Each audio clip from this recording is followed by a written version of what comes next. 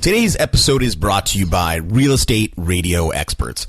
If you guys want to level up and start getting deals on the right side, which are sellers, you want those come list me calls, there's no better way to do it than radio.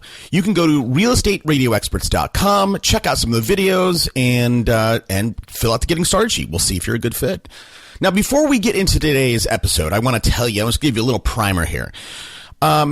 I have been getting, I think I talked about this in the episode, but I got a lot of calls, emails about, hey, Toby, what do I do? What should my strategy look like for 2017? So I've been having some calls and I've been kind of helping people outline their plan. And I figured, you know what?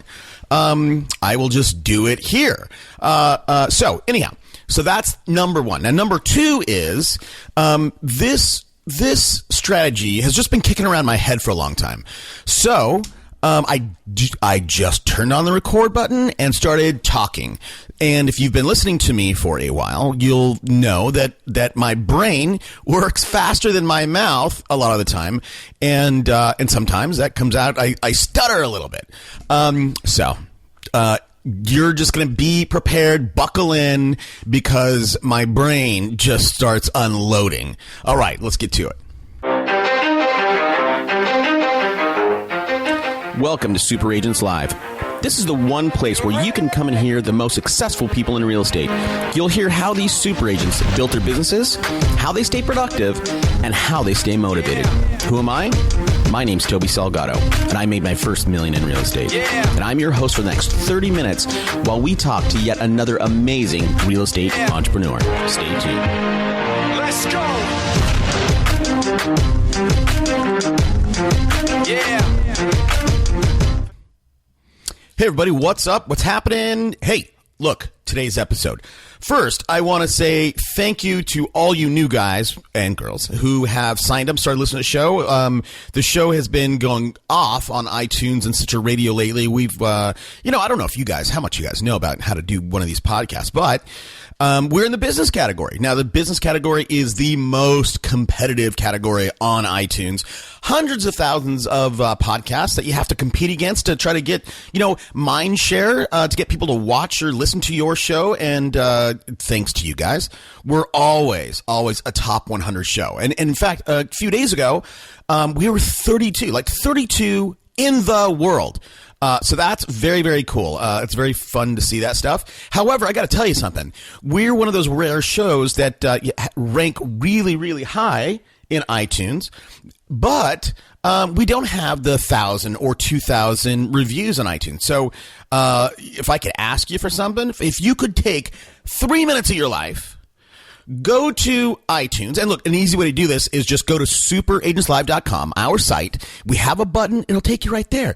And leave a rating and review. I'll give you a shout out. I would really appreciate it. I want this kind of content to get to as many people as possible to help them grow their business. And I know for a fact, some of you have told me that some of you guys find the show and you hoard it. Right? People said, I don't tell anybody about it because I don't want anybody else in my market to know of all these strategies that you talk about. And then there's other people, right, who do not have a scarcity mindset, who have an abundance mindset. They share it with everybody. So look, share it and give us a rating and review. I would really, really appreciate that. Now, look, as I said in the before the audio bumper, that this is an outline, an overview of a go-to market strategy for 2017, right? We're in Q4 right now. We have 90 days to look, here's the deal. So I'm going to jump around a little bit. When you look at the health of a local real estate market, there are three indicators that will give you an idea of what's happening, right? It'll be listing volume, it'll be inventory supplies, right? How many months of absorption is left there, and pending volume. And then you can also look at foot traffic. Now, what happens beginning in Q4, right? We start to see this decline down into December, where that's the trough, right?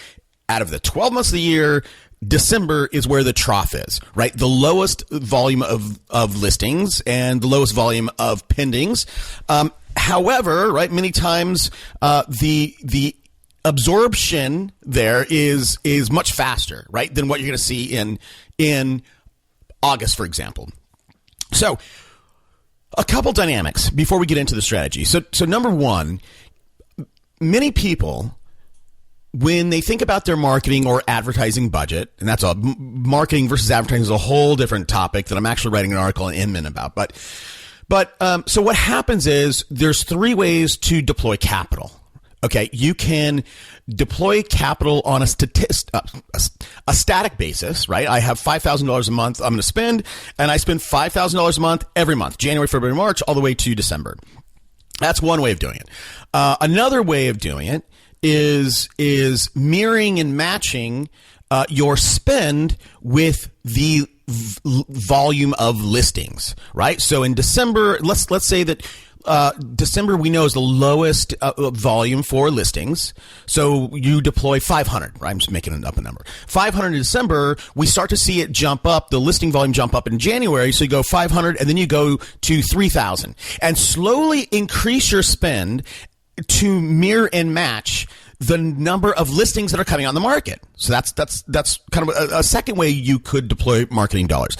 And the third way is to go opposite of what everybody else does, right? We know that in Q4, the listings start to go down, but you know what happens, right? A couple things happen. Many people pull their house off the market during the holidays. But I have found in the past that is the best time for me to get an offer on a problem property. But what else happens? What do real estate agents do? You know what they do? They go, oh, hey, man, nobody's buying, nobody's listing, so I'm going to pull my ad dollars. So potentially you guys could, and I know of a guy, I'm not going to say his name. I know of a guy in Denver right now who is blitzing Q4. He's literally spending 3x what he spends in August. And he's going to take advantage of the market where everybody pulls their dollars, and he's the guy that's going to be dominating. And what he's making this bet on is that he's going to dominate mind share for Q4, and then moving into Q1, everybody, that's who they're going to have on their mind. So, the three different kind of ways you can think about deploying capital. But let's get into this go-to-market strategy for 2017. Now, I will tell you that if you go to superagentslive.com, I'm going to have a rough outline on the show notes, and you can have it just in case you're walking your dog or working out or whatever you're doing. So it's going to be there. Now, for some weird reason, I get emails all the time that are like, oh, hey, Toby, I can't find the show notes. That's there. All you do is, if you go to the episode, you just hit click more or read more, and boom, all the show notes will pop up. Okay, so what are you going to do Q1 2017? Now, the first thing, the first pillar, the first channel that every small business owner needs to have, and we all have it, right? Our sphere.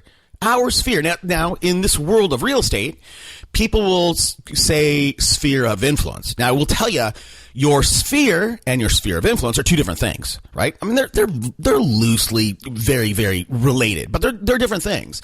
And you can easily onboard the people in your sphere into sphere of influence, right? And so let me give you an example of what that is, right? So you go to church, right? You go to the diner where you have your breakfast every whatever, right? You go to your coffee shop. There are people, you walk your kid to school. There are people that you see on a weekly basis. You know their face. Maybe you know their name. Maybe you don't. But they certainly know you, right? They can recognize you. Here's a good example. School just started for us. We have 3 kids in 3 different schools. So it's tough and all their classes start at about the same time. So my wife, Brandy, takes 2 of the kids to school, and I take my littlest one to school. So we live very close to the school. It's about a mile away. And we've been walking. We'll walk to school. So week 1, right? And I've never really taken my kids to this school, even though we've had 3 kids go through this elementary school, or 2 kids finish it.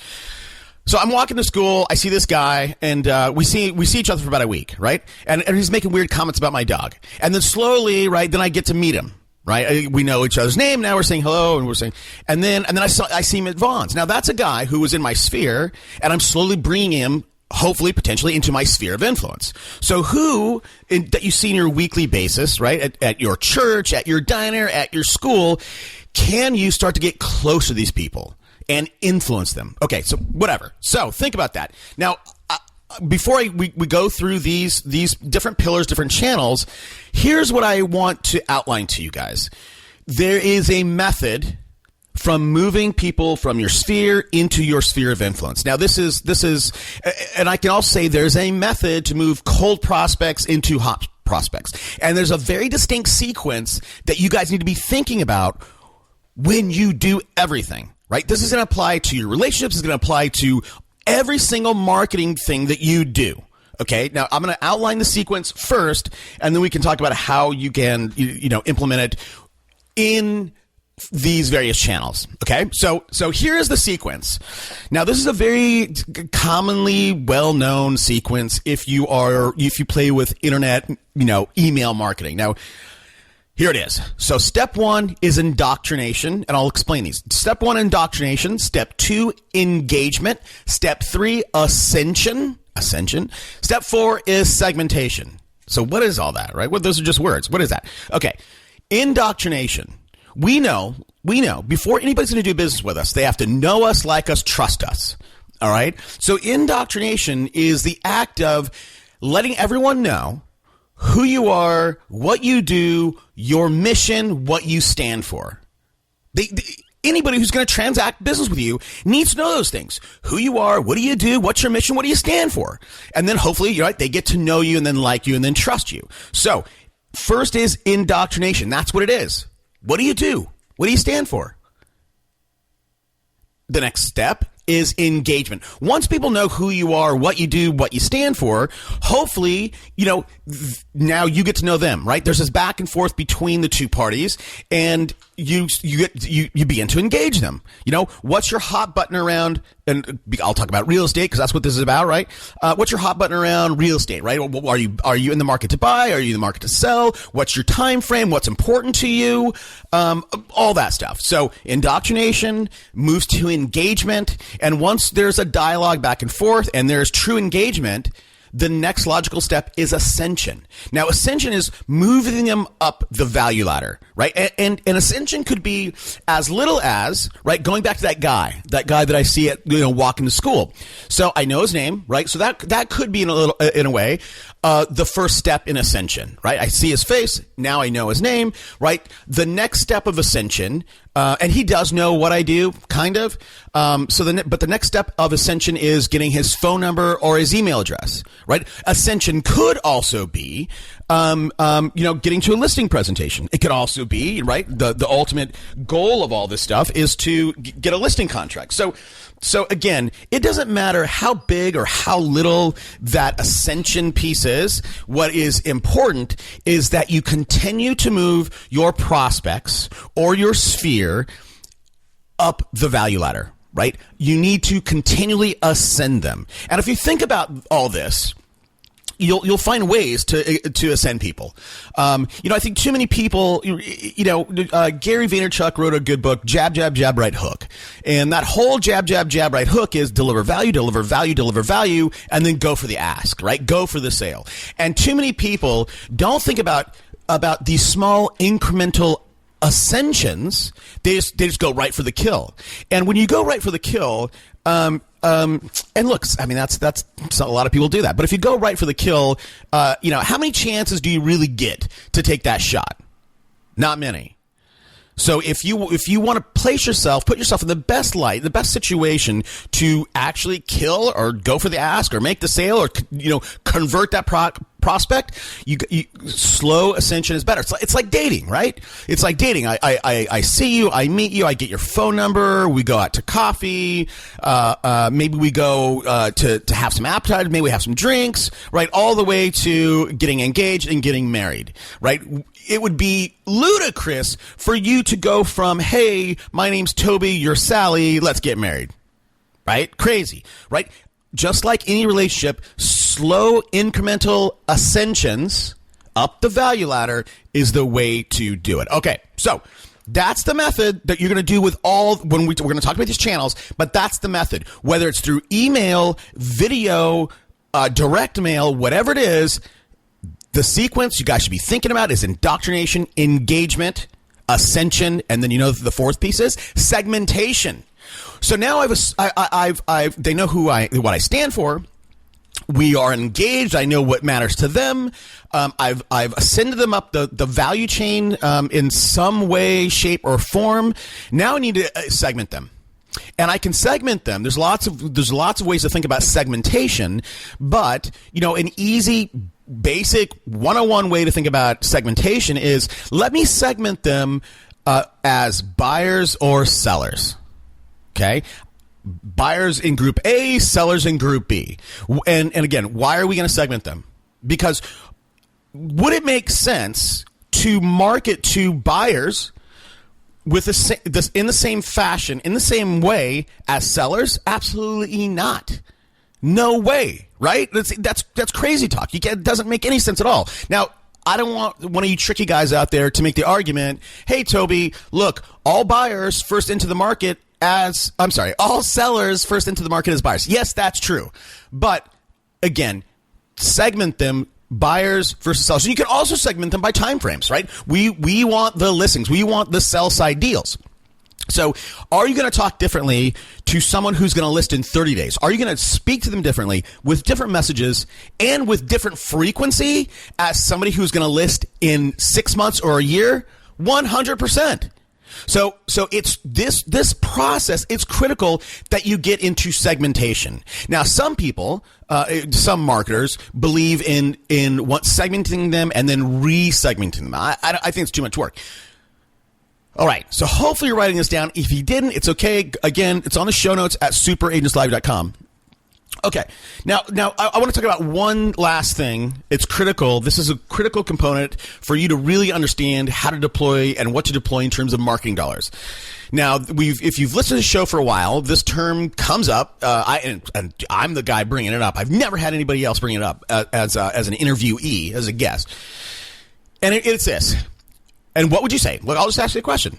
What is the lifetime value of your customer? What is it? Have you ever even thought about that? Have you ever even thought about what the lifetime value of your customer is? Now, and an easy way to think about this, if that term, it doesn't make any sense to you. So again, going like internet marketing, right? You, as a real estate agent, if that's what you are, you unfortunately don't have a suite of products to deliver, right? You just have one thing. I'll list your house or I'll help you buy a house. That's all you have. Now, as a marketer like myself, right, I have multiple products or services that we offer, right? We do radio, we do Scout Media where we buy Facebook ads, we do Viral Cast with a K if you want to look it up, where we'll, our podcast production company, we're launching a new line of I've been talking about this for a while. We've had this product for forever. We just haven't launched it. But emails that convert, right? We have 200 templated emails that we're gonna allow you guys to buy. And again, that's. I'm not trying to sell anything here, but we have a suite of products. So for me, right, our lifetime value for our clients, I need to know what that is. Because, do my radio people buy the podcast? Yeah, they do actually. Do the Scout Media people who are doing Facebook ads, will they buy the emails that convert templates? Yeah, they will. So here's why it's now for you. Hold on. Here's why it's important for you to know the lifetime value of your customer.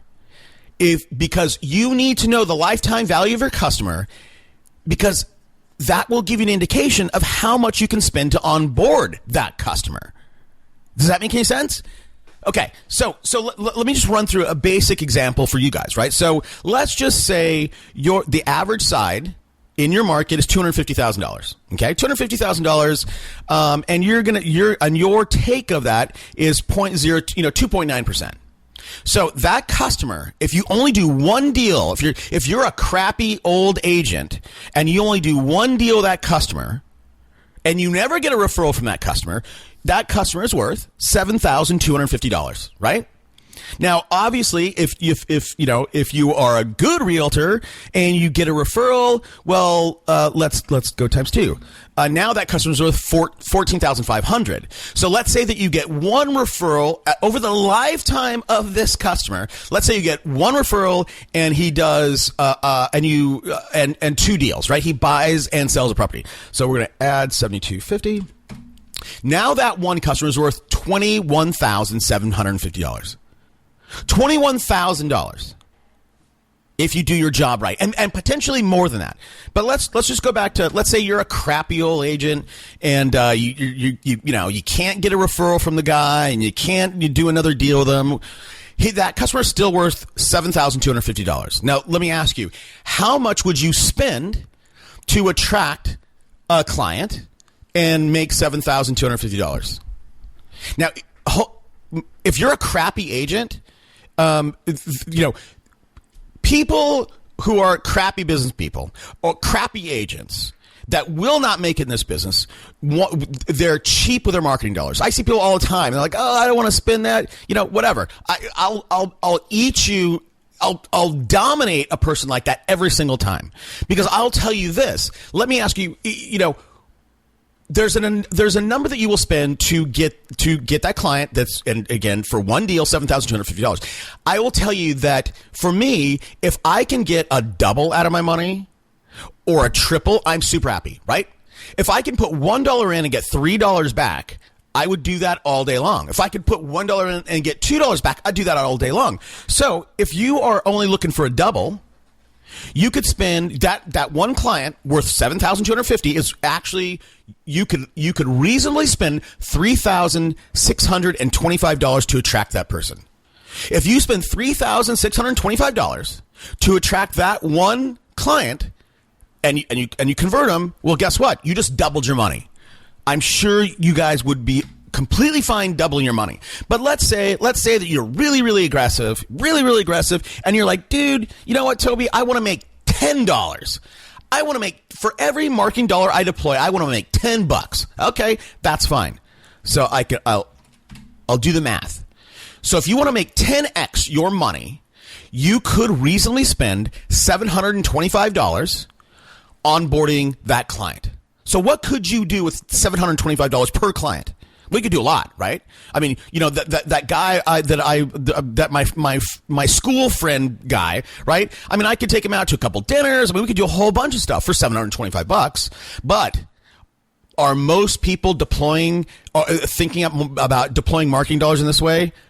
Not in this world, not in this space. So hopefully I've opened your eyes to a way of thinking about deploying dollars. And I can tell you this: if you don't know the lifetime value of your clients, you have no way of ever understanding how much you should deploy in marketing dollars. All right, let's move on. Okay, so your sphere is your pillar 1 now, and everybody has that. Now, pillar 2. Pillar 2 is, and everybody should have this, regardless of how many FSBOs or how many expireds you see in your market, that should be one of your pillars. Okay, FSBOs and expireds. Now, and why is that the case? Number one, you should target these folks because they've raised their hand and said, I want to sell my house. So you should clearly target those guys. Now, are there a whole bunch of other people targeting them as well? Yeah, sure. That's fine.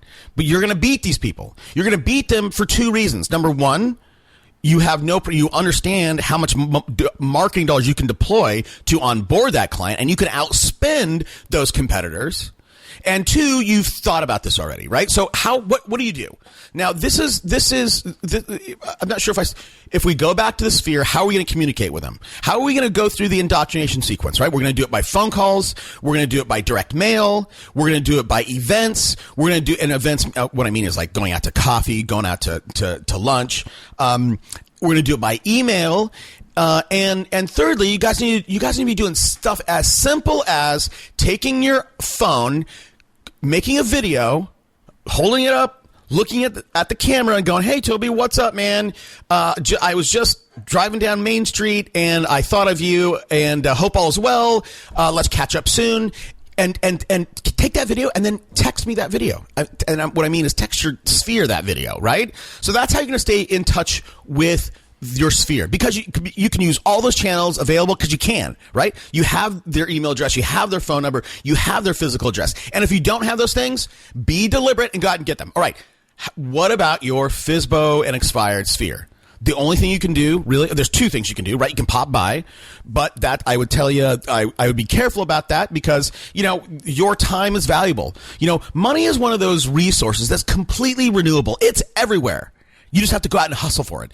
Time is non-renewable. So I'd be careful about getting in your car and driving over to that prospect's house, knocking on the door, hoping they're home, and hoping they're receptive to you saying, hey, man, I know your house just expired.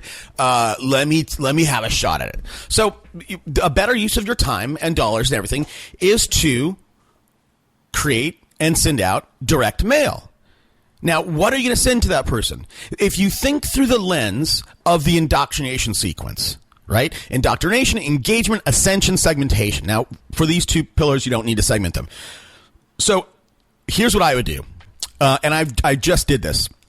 I just wrote for my autoresponder, Aweber, when somebody signs up on the site, when they go to superagentslive.com and they sign up on our landing page, they are going to get a 7-part series of an email sequence. Now, I can tell you that this email sequence has been off the charts for us. We've had crazy amounts of engagement. We've also had crazy amounts of new registrations, which is weird. I don't know why it's spawning that. So for you and these FSBOs and engagement pillars, sit down, do the hard work one time. Sit down and write a 3-part, 5-part, 7-part letter series that you can mail out to these people. Right? Again, thinking of it through the indoctrination lens. How do I'm not going to get into scripting here, but letter number 1 could be, hey, this is why most expireds expire, and this is what I do, this is what I specialize in, this is how we're different, right? That's letter number 1. Hopefully you pique their interest. Letter 2 is engagement. Hey, I would love to hop on a phone call and see if I can help you, fix some of the mistakes that were made, whatever. So pillar number 2, FSBOs expireds, the way that you will work with them or interact with them or reach them is going to be through direct mail. There's out of the gate, there's nothing else you can do. All right. The third pillar that every real estate agent should have is a geographic farm, right? So go out, pick a farm that pick a farm that you want to work in, pick a farm that has at least a 6% turn.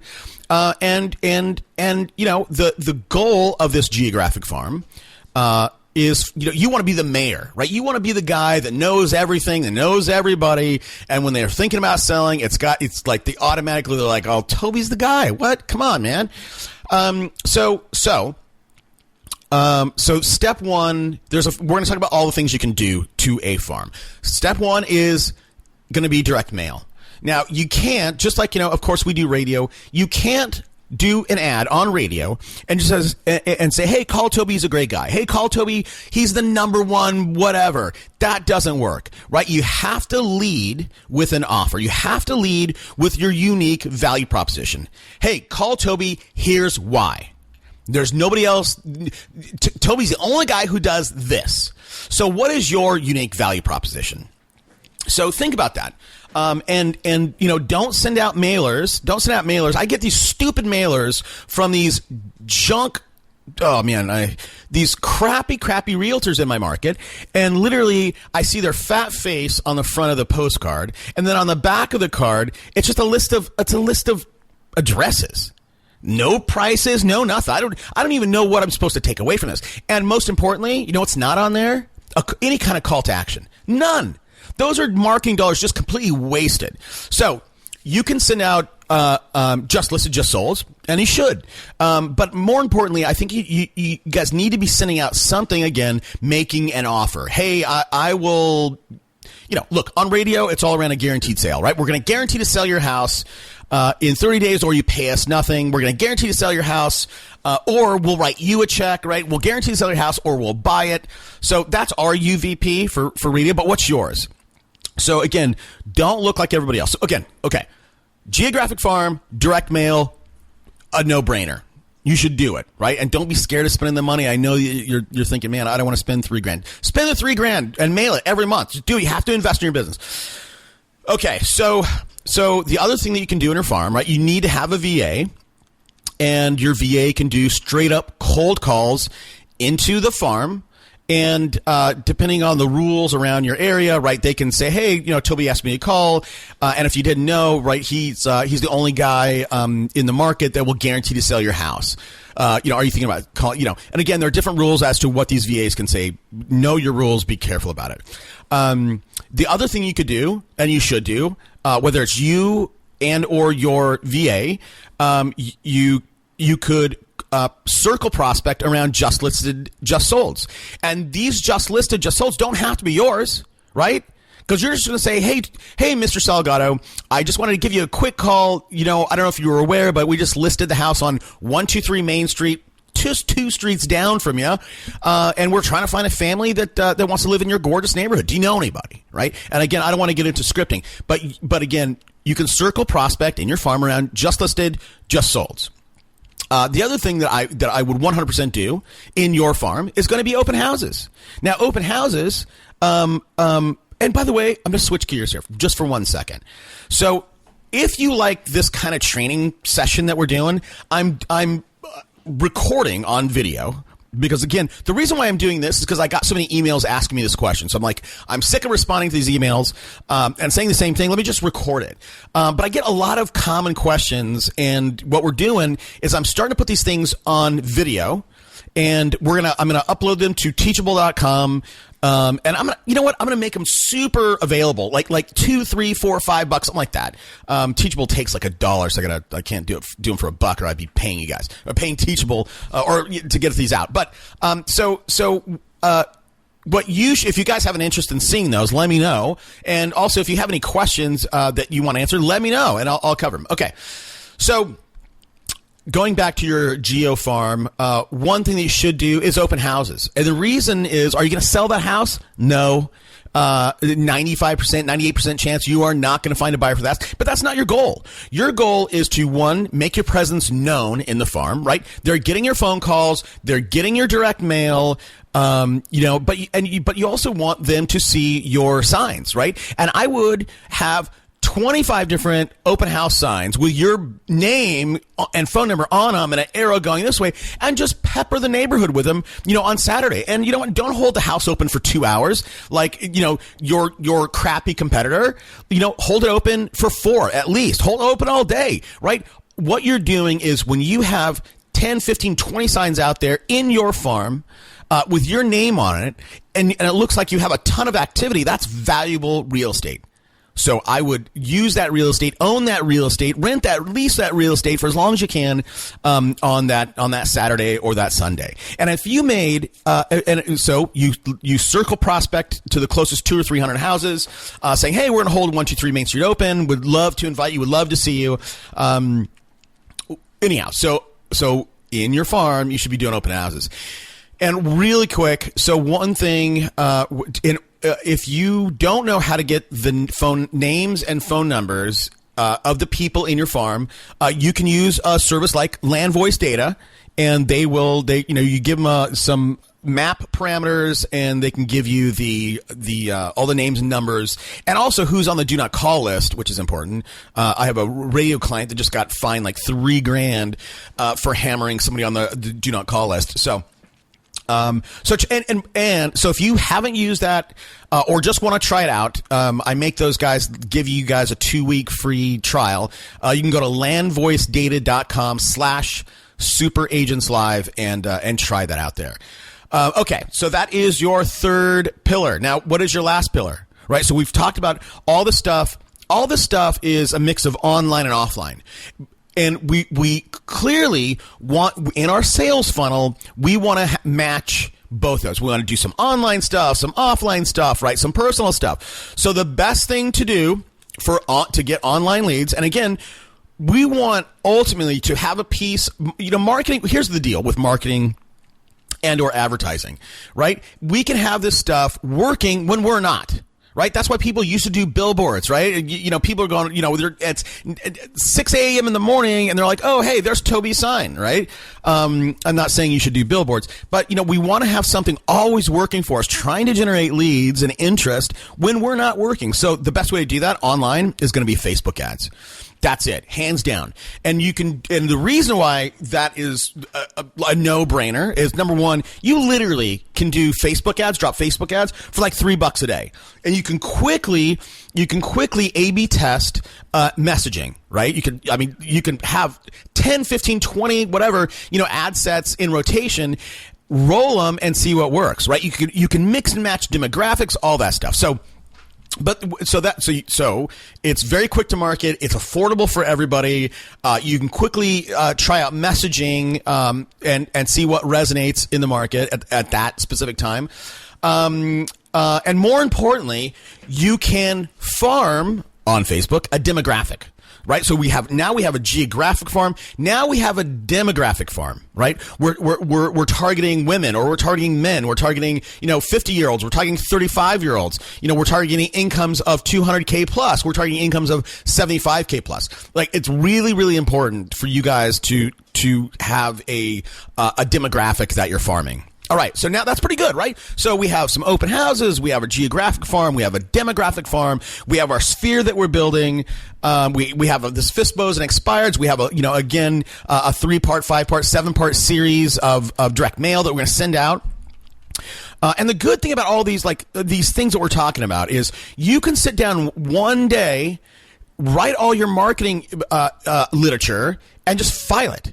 And then you know what? When it comes time to drop that FISBO or expired set, no problems. You get into computer and you put it on autopilot, right? And you can even have somebody else do it. You can pay your little sister to get out there and hey, Sydney, here's a new expired. Start the campaign. Okay. And one last thing on that, right? So with marketing, we all know this. With marketing and or advertising, the more personal we can make it, the better, right? So clearly, a face-to-face is better than a video, is better than a phone call, is better than a text, is better than an email.